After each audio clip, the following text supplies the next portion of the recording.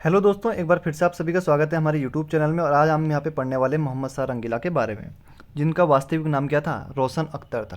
अगर हम रोशन अख्तर की बात करें तो ये किसका पुत्र है? बहादुर शाह प्रथम के सबसे छोटे पुत्र जहान शाह का पुत्र है। यदि आप पुराने वीडियो देखेंगे तो वहाँ पे मैंने कई बार जिक्र कर दिया इनका, तो पुराने वीडियो एक बार देख लीजिए आप, अगर आप अच्छे से यहाँ पे चीज़ों को समझना चाहते हैं। तो बहादुर शाह प्रथम के सबसे छोटे पुत्र जहान शाह का पुत्र है रोशन अख्तर, जो कि 18 वर्ष की उम्र में गद्दी पर यहाँ पे बैठ चुका है। और इसको गद्दी पर किसने बैठाया है? सैयद बंधुओं ने गद्दी पर बैठाया। इससे पहले भी सैयद बंधु क्या कर रहे हैं? गद्दी पर बैठाते हुए आ रहे हैं। सबसे पहले सैयद बंधुओं द्वारा फर्रुख सियार को गद्दी पर बैठाया गया था। मोस्ट इंपॉर्टेंट प्रश्न हो जाएगा, महत्वपूर्ण प्रश्न है। अगर अच्छा पेपर बनता है तो देखिए, सैयद बंधुओं के द्वारा पहला शासक जिसे गद्दी पर बैठाया गया, पहला मुगल शासक, तो कौन है? फर्रुख सियार। दूसरे की बात करें तो रफ़ी उद दर्जात, फिर रफ़ी उद दौला, और फिर अब मोहम्मद शाह रंगीला। तो मोहम्मद शाह रंगीला कह लीजिए, रोशन अख्तर कह लीजिए, मोहम्मद शाह रंगीला क्यों कहा जाता है इसके बारे में भी हम डिटेल से भी बात करेंगे। तो जब ये गद्दी पर बैठा रोशन अख्तर, तो इसको लगा कि मुझे क्या करना है, सैयद बंधुओं का यहाँ पे अंत करना है। तो सैयद बंधुओं को इसने मरवा दिया। ठीक है, सैयद बंधुओं को इसने क्या कर दिया? मरवा दिया। तो इस प्रकार सैयद बंधुओं का अंत हो गया मोहम्मद शाह रंगीला के समय। तो मोहम्मद शाह रंगीला ने सैयद बंधुओं का मरवाने के लिए चिनकिलिच खां से मदद ली थी। तो चिनकिलिच खां की मदद से यहाँ पे सैयद बंधुओं का उसने अंत करवा दिया।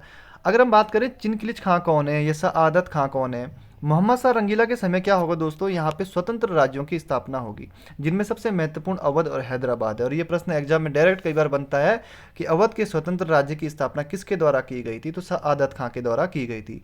हैदराबाद के स्वतंत्र राज्य की स्थापना किसके द्वारा की गई? चिनकिलिच खां या निजामुल मुल्क के द्वारा की गई थी। प्रश्न ऐसा भी बन सकता है कि हैदराबाद और अवध जो स्वतंत्र राज्य के रूप में उभर के सामने आए, तो ये किसके समय स्वतंत्र राज्य उभर के आए? तो मोहम्मद शाह रंगीला के समय ये स्वतंत्र राज्य के रूप में उभर कर सामने आए। सैयद बंधुओं से देखिए प्रश्न बनता है, भाइयों का नाम मैंने आपको बता ही रखा पिछले वीडियो में, फिर से अभी बता दूंगा आगे नोट्स में। 1713 से 1720 तक इनका क्या रहेगा? प्रभाव रहेगा। यहाँ उत्तर मुगल कालीन शासक हम पढ़ रहे हैं, तो 1713 से 1720 तक इनका यहाँ पे प्रभाव रहेगा। और 4 राजाओं को इन्होंने गद्दी पर बैठाया, और अंतिम शासक है मोहम्मद शाह रंगीला, जो कि इनको क्या करेगा? मरवा देगा। अब यहाँ पे अन्य प्रश्न देख लीजिए, यहाँ पे जो महत्वपूर्ण बनते हैं। देखिए, दिल्ली में कौन बैठा है? रोशन अख्तर या मोहम्मद शाह रंगीला। देखिए, हिंजड़ों एवं महिलाओं के वर्ग का प्रभुत्व इसके समय रहेगा। और दिल्ली का जो शासक है रोशन अख्तर भी बैठा है, संगीत को ये बढ़ावा देगा। इनको थोड़ा सा अच्छे से समझ लेते हैं, क्योंकि यहाँ से प्रश्न बनते हैं। अच्छे से क्या समझना है, इसके पीछे की जो स्टोरी है। देखिए, जब औरंगजेब शासक था, तो औरंगजेब शासक था, उसने क्या किया, गीत संगीत पर उसने क्या कर दिया था? बैन लगा दिया था। बैन लगा दिया तो क्या हुआ, जितने भी गीत संगीत जो गा रहे थे उनको उसने क्या किया? जेल में डालना बंद कर दिया। इससे क्या हो गया, कलाकारों के भूखे मरने की नौबत आ गई थी दिल्ली में उस समय। किसके समय? औरंगजेब के समय। कलाकारों के लिए बिल्कुल स्थिति यहाँ पे क्या हो गई थी? खराब हो गई थी। तो उन कलाकारों ने क्या किया, औरंगजेब के सामने एक रैली निकाली, और ढोल नगाड़े लेके क्या करने लगे? कंधे पे लेके जाने लगे। तो औरंगजेब ने देखा ये क्या कर रहे हैं, ढोल नगाड़े लेके जा रहे हैं, बजा नहीं रहे, ये क्या हो रहा है? तो औरंगजेब ने पूछा जब उनसे, तो वहाँ से जवाब मिला कि हम इन बैंड बाजों को, इन किनको, ढोल नगाड़ों को क्या कर रहे हैं? दफनाने जा रहे हैं। तो इनका जनाजा निकल रहा है और इनको हम दफनाने जा रहे हैं। तो औरंगजेब ने एक स्टेटमेंट दिया कि कब्र जरा गहरी खोदना। क्या? कब्र जरा गहरी खोदना, गहरी खोदना। तो स्टेटमेंट क्या था कि कब्र जरा गहरी खोदना, ताकि कल के दिन कोई राजा इस कब्र को खुलवा के, मतलब इन ढोल नगाड़ों को वापस लगा ला के संगीत को बढ़ावा ना दे दे। लेकिन ये काम कौन करेगा? रोशन अख्तर, यानी कि मोहम्मद शाह रंगीला करेगा। तो मोहम्मद शाह रंगीला के समय संगीत को बहुत ज़बरदस्त तरीके से यहाँ पे बढ़ावा दिया गया। सीमा विस्तार में इसको कोई इंटरेस्ट था नहीं, राजपाट में इसको कोई इंटरेस्ट था नहीं। इसके इंटरेस्ट क्या थे? देखिए, हिंजड़ों एवं महिलाओं के वर्ग का प्रभुत्व क्यों हो रहा है? क्योंकि ये हिंजड़ों एवं महिलाओं के साथ ही अपना अधिकतर समय व्यतीत करता था। दिन भर मुर्गे लड़ाने का काम हो गया, ठीक है, संगीत सुनने का काम हो गया, शराब पीने का काम हो गया। तो मोहम्मद शाह रंगीला एक रंगीन मिजाज का शासक था, इसलिए इसको क्या कहा गया है? मोहम्मद शाह रंगीला कहा गया। तो शराब, दिन भर शराब चल रही है, मुर्गों की लड़ाइयाँ हो रही है, हिंजड़ों और महिलाओं के साथ बैठा है। महिलाओं के कपड़े पहनकर राज दरबार में आने वाला शासक भी कौन है? मोहम्मद शाह रंगीला है। तो महिलाओं के कपड़े पहनकर ये क्या करता था? राज दरबार में आता था, और जो वहाँ के दरबारी थे उनको भी कहता था कि आप भी महिलाओं के कपड़े पहनिए। तो एकदम रंगीन मिजाज का इंसान। और ये प्रश्न एग्जाम में कई बार आया कि हिंजड़ों एवं महिलाओं के वर्ग का प्रभुत्व किसके समय में ज़्यादा था। जब उत्तर मुगल कालीन हम पूरा पढ़ देंगे तो हर राजा से जो भी प्रश्न आए हैं अभी तक, उनको मैं आपको क्या करवाऊंगा? ऑप्शनल क्वेश्चन भी जरूर करवाऊंगा। और इसके बाद हम डायरेक्ट 1857 की क्रांति पे जाएंगे, क्योंकि वहाँ से महत्वपूर्ण प्रश्न बनते हैं। और 1857 से लेकर पूरा 1900 भारत की आज़ादी तक हम पूरा आधुनिक भारत बहुत अच्छे से समझेंगे। अब यहाँ पे हिंजड़ों एवं महिलाओं के वर्ग का प्रभुत्व एक फैक्ट ये हो गया, संगीत को यहाँ पे इसने बढ़ावा दिया। तो जब ये हिंजड़ों और महिलाओं के साथ रहने लग गया था तो यहाँ पर इस पर नामर्द होने के भी क्या लगे थे, आरोप लगने लगे थे। तो फिर इसने एक ऐसी पेंटिंग बनाई जिसमें इसको महिला के साथ एक संभोग करते हुए दिखाया गया है। ठीक है, तो यहाँ पे अलग टाइप का शासक बहुत ही मोहम्मद शाह रंगीला। अब हम बात कर लेते हैं यहाँ पे मोहम्मद शाह रंगीला के समय सबसे जो महत्वपूर्ण घटना हुई थी वो हुई थी यहाँ पे नादिर शाह का आक्रमण। देखिए बहुत महत्वपूर्ण है यहाँ पे नादिर शाह को समझना। देखिए नादिर शाह, या इसको कह लीजिए आप नादिर कुली, ठीक है, नादिर कुली कह लीजिए। एक मिनट थोड़ा सा, हाँ ठीक है, नादिर कुली इसका नाम था। तो नादिर कुली इसने अपनी जो ज़िंदगी की शुरुआत करी तो एक चरवाहे के रूप में इसने शुरुआत करी, या आप कह लीजिए गडरिया, ठीक है, एक गडरिया के रूप में इसने अपनी ज़िंदगी की प्रारंभ किया था। एकदम गरीब घर से था, पिता का देहांत हो चुका था, माता के साथ रहता था। तो जिसका जन्म कहाँ हुआ था, खुरासान में हुआ था। तो नादिर शाह का जन्म कहाँ हुआ है, खुरासान में इसका जन्म हुआ। तो जो अगर हम खुरासान की बात करें तो ये मध्य एशिया का एक ऐतिहासिक क्षेत्र हुआ करता था, जिसमें आज की अगर हम बात करें अफगानिस्तान का क्षेत्र शामिल था, ठीक है, तुर्कमेनिस्तान का क्षेत्र शामिल था, उज्बेकिस्तान का क्षेत्र शामिल था, ताजिकिस्तान का क्षेत्र शामिल था, और पूर्वी ईरान का क्षेत्र यहाँ पे शामिल था। अगर हम बात करें आज के समय की तो ईरान में खुरासान नाम का प्रांत आज भी है। तो नादिर शाह का जन्म कहाँ हो रहा है, खुरासान में हो रहा है। इसके बाद देखिए यहाँ पे नादिर शाह क्या करता है, निसापुर नामक जो यहाँ पे जगह है ईरान की, इस पे क्या कर लेता है, अधिकार कर लेता है, और यहाँ से अफगानों को क्या कर लेता है, बाहर भगा देता है। यहाँ से देखिए किसको भगा दिया बाहर, अफगानों को यहाँ से हटा देता है।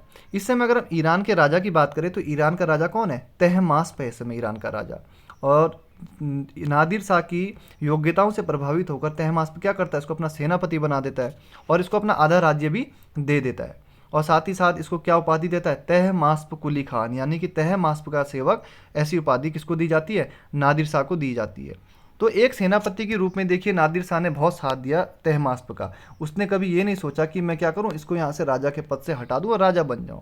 तो जब ये मर जाता है तहमास्प तो इसके बाद यहाँ पे नादिर शाह राजा बनता है, कहाँ का, ईरान का राजा बनता है। और एक अच्छा कुशल सेनापति होने के नाते उसने क्या किया, यहाँ पे ईरान के लोगों की बहुत सहायता करी। इसलिए उसको क्या कहा जाता है, ईरान या फारस का नेपोलियन कहा जाता है। ईरान कह लीजिए, ये फारस कह लीजिए, प्राचीन नाम क्या था, फारस ही था। तो ईरान या फारस का नेपोलियन किसको कहा जाता है, नादिर शाह को यहाँ पे कहा जाता है। बहुत महत्वपूर्ण प्रश्न है कि फारस का नेपोलियन किसको कहा जाता है। अब 1736 में क्या है, ये गद्दी पर बैठ जाता है। फिर देखिए ये मर गया है, जब तहमास्प मर जाता है, इससे पहले राजा तहमास्प है, अब नादिर शाह ईरान का राजा बनेगा। कब, 1736 में ये ईरान का राजा बन जाएगा। तो अपना जो राज्य है, अभी देखिए ईरान में इसका राज्य है ना, निसापुर जीत लिया, खुरासन में जीत लिया, यहाँ पे मतलब जन्म हुआ था इसका, ये सारा इलाका जीत लिया। तो ईरान अब पूरा किसके पास आ चुका है, नादिर शाह के पास आ चुका है। तो अपने साम्राज्य का विस्तार करने के लिए उसने पूर्व की ओर क्या किया, अपना ध्यान केंद्रित किया, यानी कि इस दिशा में उसने अपना ध्यान केंद्रित किया। इस दिशा में ध्यान केंद्रित करते करते अब कहाँ पहुँच जाएगा, फिर इंडिया पहुँच जाएगा, भारत पे आक्रमण करने की सोचेगा। तो इसने क्या किया, यहाँ पे गजनी पे आक्रमण किया। देखिए ठीक है, ये क्या है, यहाँ पे अफगानिस्तान है, ठीक है, ये क्या है, अफगानिस्तान है, ये क्या है, पाकिस्तान है, और ये यहाँ पे हमारा इंडिया हो गया। तो अफगानिस्तान के गजनी पर इसने क्या कर लिया, 11 जून सन 1738 को क्या कर लिया, आक्रमण किया और यहाँ पे विजय प्राप्त कर ली। इसके बाद ये गया यहाँ पे काबुल, और काबुल में इसने क्या किया, 29 जून 1738 में यहाँ पे आक्रमण किया, और यहाँ पे जो मुगल गवर्नर था नासिर खां, इसने इसकी अधीनता स्वीकार कर ली। मतलब बिना लड़े ही क्या होगी, इसकी अधीनता इसने स्वीकार कर ली।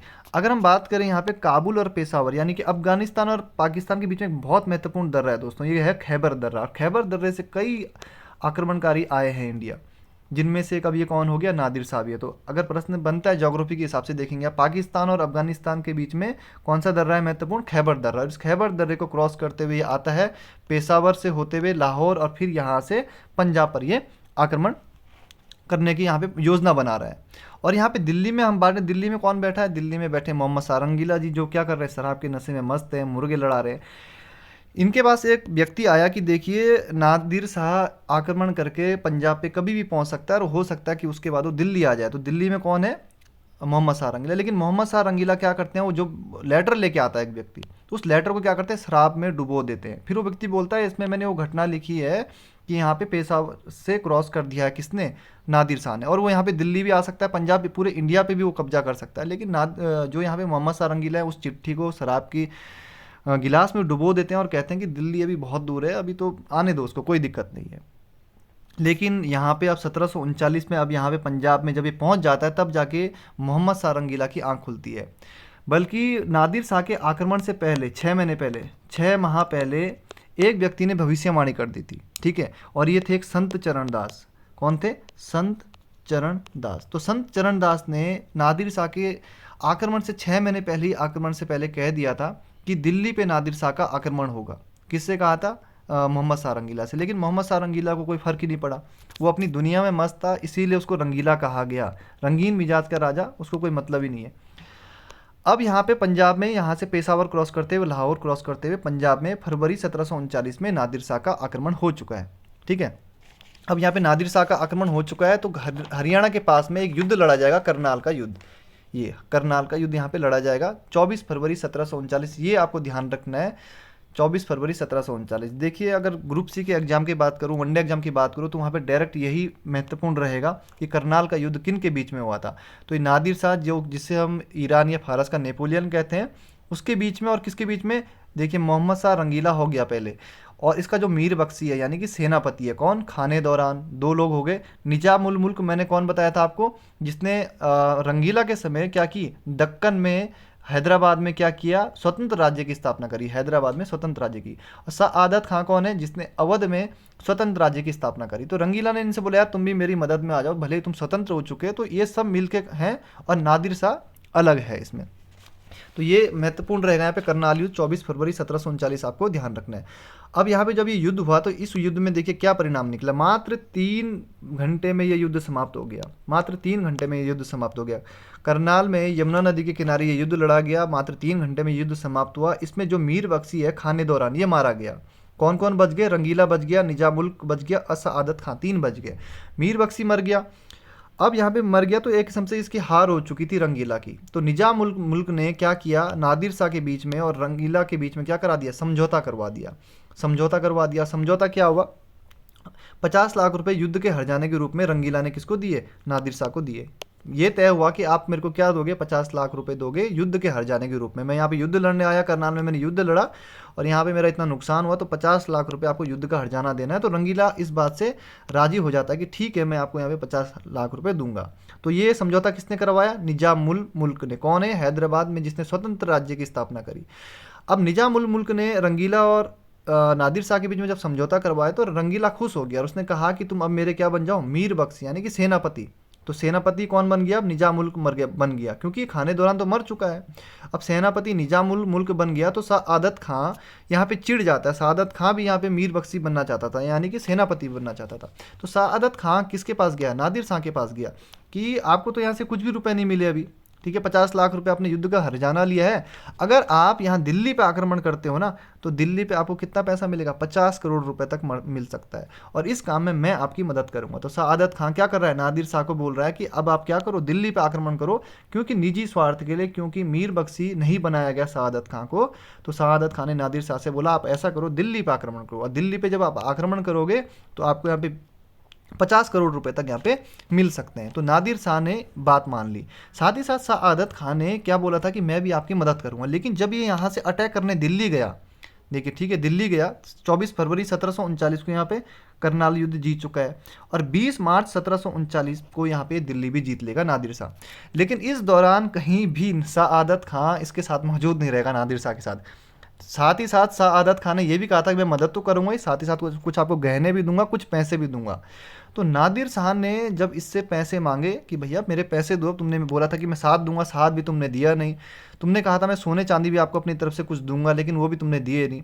तो सआदत खान इसके सामने झुक गया। तो नादिर शाह ने सआदत खां के मुंह पे थूक दिया, और सआदत खां इतना दुखी हुआ इस बेइज्जती से, उसने सीधे क्या कर लिया? सुसाइड कर लिया। तो जहर खा के आत्महत्या करने वाला शासक कौन हो गया? सआदत खां। अवध के स्वतंत्र राज्य का संस्थापक कौन है? सआदत खां। और क्या करेगा? जहर खा के सुसाइड कर लेगा। तो यहाँ पे अब उसने क्या कर लिया? सुसाइड कर लिया। 20 मार्च 1739 को क्या हो गया है? यहाँ पे दिल्ली पे नादिर शाह का कब्जा हो चुका है। 20 मार्च के 2 दिन बाद ही 22 मार्च को देखिए क्या होगा। 22 मार्च को एक अफवाह फैल जाएगी कि किसी वेश्या द्वारा नादिर शाह की हत्या कर दी गई है। नादिर शाह की हत्या कर दी गई है। और जब ये खबर फैली तो क्या हो गया? यहाँ पे नादिर शाह के सेना में जो लोग थे, जो भी सेना में सिपाही थे, उनको क्या हुआ? यहाँ पे जनता ने मारना शुरू कर दिया। लगभग यहाँ पे 700 सिपाही मारे गए नादिर शाह के। लेकिन नादिर शाह तो जिंदा था। उसने देखा यार 20 मार्च को मैंने दिल्ली पे कब्जा कर लिया, 22 मार्च को किसी ने अफवाह उड़ा दी कि यहाँ पे नादिर शाह को किसी वेश्या के द्वारा मार दिया गया। और उसके 700 सैनिक भी मर चुके हैं। तो नादिर शाह ने क्या किया, कत्लेआम की इजाज़त दे दी कि मारो अब सबको, क्या करो, कत्लेआम मचा दो, पूरा नरसंहार कर दो, दिल्ली में अब कोई नहीं बचना चाहिए। और इतना भयंकर कत्लेआम हुआ कि 30,000 लोग मारे गए। कितने लोग? 30,000 लोग मारे गए।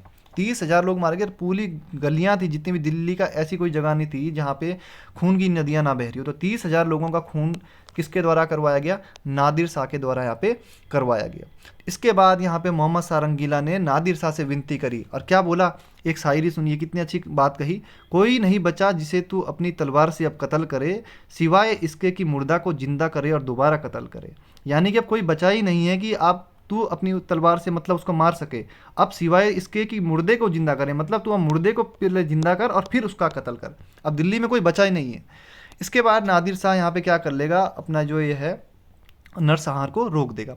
और नादिर शाह की हम बात करें तो 57 दिन तक ये क्या रहेगा, दिल्ली पर राज करेगा। और 57 दिन तक यहाँ पर मुगल सत्ता क्या रही, फिर बाहर रही यहाँ पर।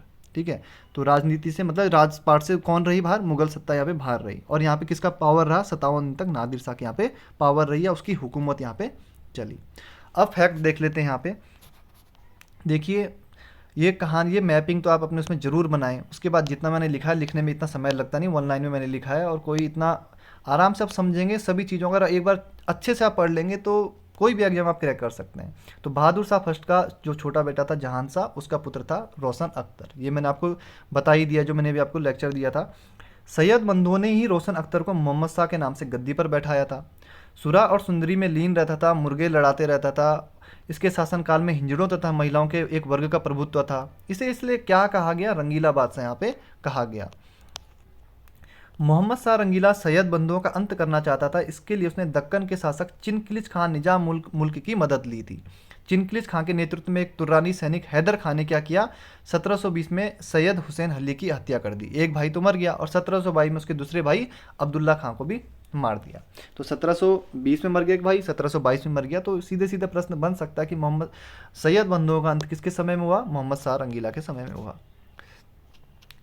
मोहम्मद शाह रंगीला के समय एक फूलवारों की सैर नामक उत्सव शुरू हुआ, लेकिन वर्तमान स्वरूप में यह अकबर शाह द्वितीय के शासनकाल में स्थापित हुआ। यह हम अकबर शाह द्वितीय देखेंगे हम अभी। यह उत्सव ख्वाजा कुतुब साहिब की दरगाह दिल्ली पर आयोजित होता है। और जो 2 भाई मरे थे, मैंने आपको बताया था सैयद बंधु, देखिए इनके पिता का नाम था सैयद अब्दुल्ला खां बाराहा। इसका एक पुत्र था हुसैन अली खां और एक पुत्र था अब्दुल्ला खां। तो इनको क्या कहा जाता है? सैयद बंधु या किंग मेकर, यानी कि राजा बनाने वाले। और 1713 से लेकर 1720 तक इनका क्या रहेगा? काल रहेगा, सैयद बंधुओं का काल, यानी कि सैयद बंधुओं का प्रभुत्व रहेगा मुगल काल में 1713 से 1720 तक। और 4 राजाओं को इन्होंने गद्दी पर बैठाया। फर्रुखसियर हो गया, रफ़ी उद दज्जात, रफ़ी उद दौला और मोहम्मद शाह रंगीला। पहला ये, अंतिम ये। रंगीला के समय में क्या होगा? स्वतंत्र होने वाले राज्य अवध मैंने आपको बता ही दिया। सआदत खां, इसको बुरहानु मुल्क के नाम से भी हम जानते हैं। दक्कन में हैदराबाद का जो चिनकिलिच खां या निजामुल मुल्क के नाम से हम इसको जानते हैं। बंगाल, बिहार, उड़ीसा में मुर्शीद कुली खां। भरतपुर और मथुरा में बदन सिंह ने और दोआब क्षेत्र में रोहिला सरदारों ने क्या किया? अपने आप को स्वतंत्र कर लिया था। किसके समय? मोहम्मद शाह रंगीला के समय। तो ये 3 सबसे ज़्यादा महत्वपूर्ण है। वैसे यहाँ से प्रश्न बनते हैं। तो अवध का सआदत खान जो क्या कर लेगा? सुसाइड कर लेगा बाद में। अब नादिर शाह का आक्रमण देख लेते हैं। नादिर शाह का जन्म देखिए खुरासन में हुआ। जिंदगी गडरिए चरवाहे के रूप में इसने शुरू करी थी। 1736 में फारस का शासक बना और इसको क्या कहा जाता है? ईरान का नेपोलियन कहा जाता है। किसको? नादिर शाह को या नादिर कुल्ली को। पहले नादिर कुल्ली है ये, बाद में नादिर शाह के नाम से ये शाह की उपाधि लेकर गद्दी पर बैठेगा। 11 जून 1738 को इसने गजनी जीता। 11 जून 1738 को इसने गजनी जीता, ये मैंने आपको बता ही दिया। 29 जून 1738 को फिर इसने काबुल जीता और जो यहाँ पे मुगल शासक नासिर खां था, इसने इसकी अधीनता स्वीकार ली। फिर फरवरी 1739 में ये पंजाब पर आक्रमण किया और जब जाके नींद खुलती है मोहम्मद शाह रंगीला की और तब होता है करनाल का युद्ध 24 फरवरी 1739 को। तो यहाँ पे नादिर शाह है एक तरफ, दूसरी तरफ है मोहम्मद शाह रंगीला और इसका जो सेनापति है यानी कि मीर बख्शी का जो पद था वो कौन किसके पास था? खाने दौरान के पास। निजाम उल मुल्क मैंने आपको बता ही दिया। सआदत खां कौन है? बता दिया। 3 घंटे में यह युद्ध समाप्त हुआ। मुगल सेनापति खाने दौरान इसमें मारा गया। निजाम उल मुल्क ने नादिर शाह एवं रंगीला के बीच समझौता करवाया। रंगीला ने हर्जाने के रूप में 50 लाख रुपए देना यहाँ पे स्वीकार किया। रंगीला ने निजाम उल मुल्क को मीर बख्शी का पद दे दिया क्योंकि उसने समझौता करवाया, मदद करी एक किस्म से, क्योंकि और खाने दौरान की भी यहाँ पे मौत हो चुकी थी तो ये पद खाली हो चुका था। तो जब इसने समझौता करवाया तो ये निजाम उल मुल्क से खुश हो गया। कौन? रंगीला। और इसको अपने सेनापति के पद में या मीर बख्शी के पद में यहाँ पे रख लिया। अब सआदत खां भी मीर बख्शी का पद लेना चाहता था, इसलिए उसने नादिर शाह को कहा कि यदि वह दिल्ली पर आक्रमण करे तो उसे करोड़ों रुपए यहाँ पे मिल सकते हैं। 20 मार्च 1739 को नादिर शाह का दिल्ली पर अधिकार हो गया और नादिर शाह के नाम का खुतबा पढ़ा गया और सिक्के भी यहाँ पे जारी किए गए। ठीक 2 दिन बाद नादिर शाह की हत्या की अफवाह यहाँ पे दिल्ली में फैल गई कि हत्या हो चुकी है, जिससे नादिर शाह के 700 सैनिकों की यहाँ पे हत्या कर दी गई। क्रोधित होकर उसने क्या किया, नरसंहार की आज्ञा दी और 30,000 लोगों का यहाँ पे उसने कत्ल करवा दिया और रंगीला के आग्रह पर फिर नरसंहार यहाँ पे रोका गया। क्या बढ़िया बात कही ना उसने, मतलब वो लाइन मुझे बड़ी अच्छी लगी, कोई नहीं बचा जिसे तू अपनी अब तलवार से कत्ल करे, सिवाय इसके कि मुर्दे को जिंदा करे और फिर दोबारा कत्ल करे। तो बहुत अच्छी पंक्ति है, सुनने में भी अच्छा लगा। नादिर शाह 57 दिन तक यानी कि 15 मई तक दिल्ली में रहा और इस प्रकार 57 दिन तक मुगल राजा थे वो सत्ता में नहीं रहे। ठीक है, मुगल राजा यहाँ पे सत्ता में नहीं रहे। वापस जाते समय देखिए यहाँ पे ये महत्वपूर्ण है, तख्ते हाउस लेके गया, कोहिनूर हीरा लेके गया, 30 करोड़ और साथ ही साथ तमाम खजाना यहाँ के लेके जाता है नादिर शाह। साथ ही साथ कश्मीर एवं सिंध के जो पश्चिम प्रदेश हैं वो नादिर शाह को यहाँ पे मिल जाते हैं। इसके बाद हम अहमद शाह अब्दाली देखेंगे जब, तो अच्छे से चीज़ें क्लियर हो जाएगी। साथ ही साथ रंगीला, मोहम्मद शाह रंगीला की पुत्री का विवाह नादिर शाह के पुत्र नासिरुल्लाह मिर्जा से यहाँ पे कर दिया गया। 1748 में मोहम्मद शाह रंगीला की मृत्यु हो जाएगी, उसका बेटा शासक बनेगा, उसको हम अगले वीडियो में देखेंगे। ये जरूर ध्यान रखना, रंगीला तख्ते ताउस कौन लेके गया, कोहिनूर हीरा लेके गया। ये बहुत महत्वपूर्ण है, कई एग्जाम में आता है, वनडे एग्जाम के जो प्रश्न है वहाँ पे प्रश्न बनते हैं। वनडे एग्जाम के प्रश्न में देखिए क्या क्या आ सकता है, देखिए तख्ते हाउस, कोहिनूर हीरा, ये आ रखा कई बार।